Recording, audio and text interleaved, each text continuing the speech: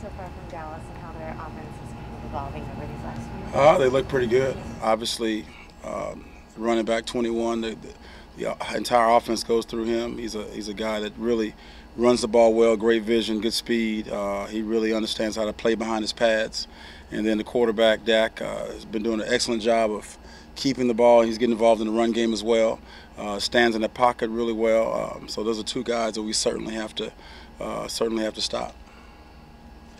Saw a lot of the three safety dime look. How did you feel about that, and what did you kind of think of that grouping? I thought it was good. I think with the injuries and the linebackers being out, it was a different look for us. But the guys stepped in, and the guys on the field, a lot of good football players, a lot of speed on the field, and I felt pretty good with it.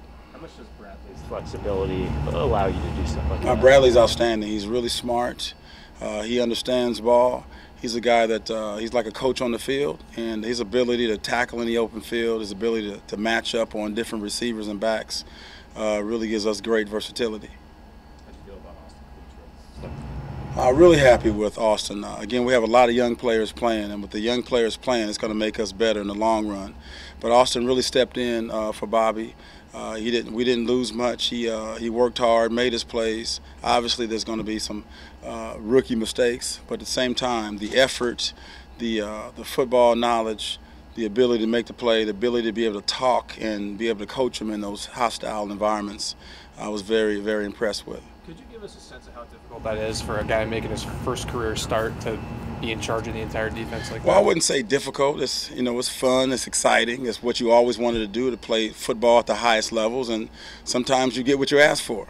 And he got it. And I think we bring all our young players up for the opportunity to play. Everybody comes here to compete and for the opportunity to play. Nobody wants to back up their whole career. So Kalitro got his chance a lot sooner than he thought, and we felt like with his improvement, with his growth throughout the offseason and the preseason, you saw him as a guy that could play, and he can play this position, and he stepped in very well.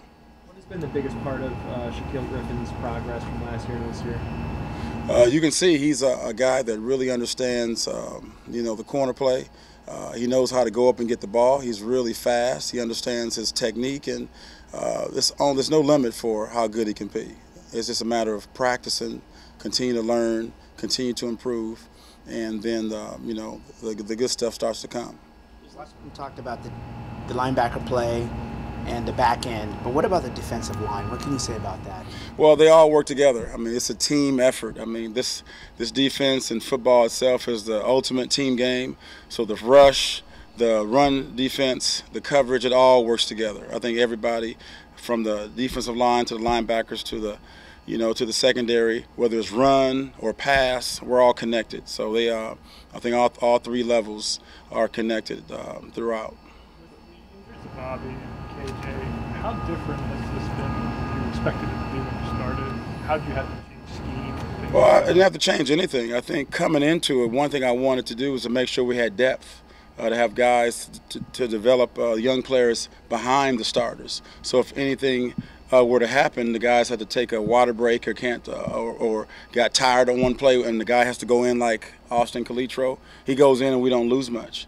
So the main thing is to get depth and to grow and to develop younger players to step in when the veterans are out for any particular time. Three safeties was one example. What other examples have you changed things so that they're a little different than? Well, like I said, I haven't changed much. This is our system is pretty set, and so the players that we develop, they step in and next man up. So if Bobby's down or safety's down, the next safety steps in, and the defense pretty much stays intact. Pete was saying, and some of the players were saying that it had to be a simpler defense just because of who was in there last week. What did you lose, or what did you gain by this? We didn't lose anything. I keep answering the same thing. We didn't lose anything. The defense system stays set. All the calls were pretty much the same. You have to do a great job of teaching and, again, developing. But for the most part, as we develop the players, the defenses that we're running are the same defenses we run all through the offseason, all through the preseason. So it pretty much stays intact. When you have the three safety look, does Earl's role change at all? I mean, does it get him a little closer to the line in some of those situations? Well, in some looks yes, and some looks no. It just depends on the call. But both safeties have the flexibility to play up and back.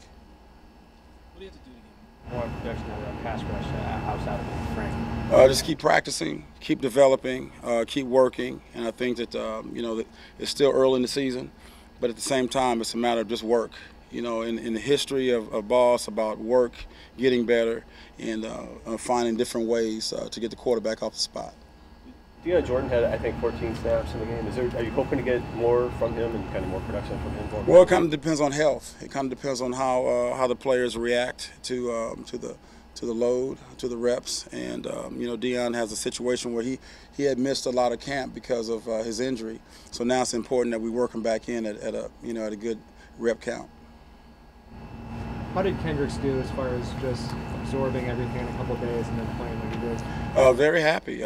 He came in 2 or 3 days to really, put a lot of defense on him. To his credit, he's a veteran. He understands ball. He understands a lot of defenses. There are a lot of carryover. So there were a lot of things that we do that was just like the things that he does, of the different team that he came from. So it was a matter of the language was the biggest barrier. Understand the language, and I really felt that as for the short time that he had to play and the short time that he had to learn, really impressed and very happy with what we got out of it.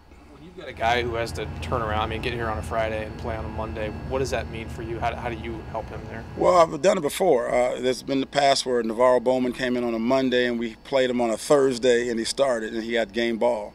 So we've had this happen before, and you just have to teach him the main thing of certain defenses, really do a great job of getting him in the packages that you feel like play at his strengths. There are some packages that he's in, some that he's not, but the ones that he is in, you really understand the main thing and his main responsibility and how it works with the other guys. And he, like I said, he's a guy that has played football before. He's not a rookie, so he understands the concepts of ball. And to his credit, he was able to play at a high level and represent himself well.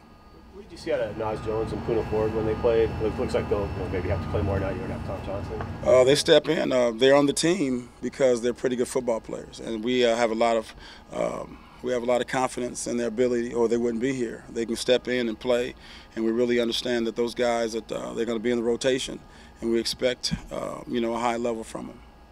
See out of Akeem King for filling in for Trey on Monday?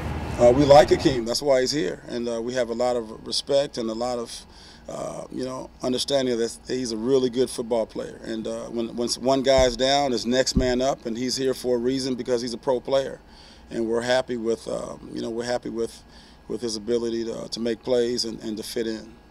How weird was it to call a Seahawks game without Wagner or Wright? Well, I've only called, I just came back this year, so I hadn't been with him for a few years, but it was okay. I really, like I said before, it's important that we develop the younger players to step in. The starters are not always going to be there, so depth is very important, and there's a lot of confidence we have in Austin and Jake Martin or all the different backups who may come in and step in for a starter.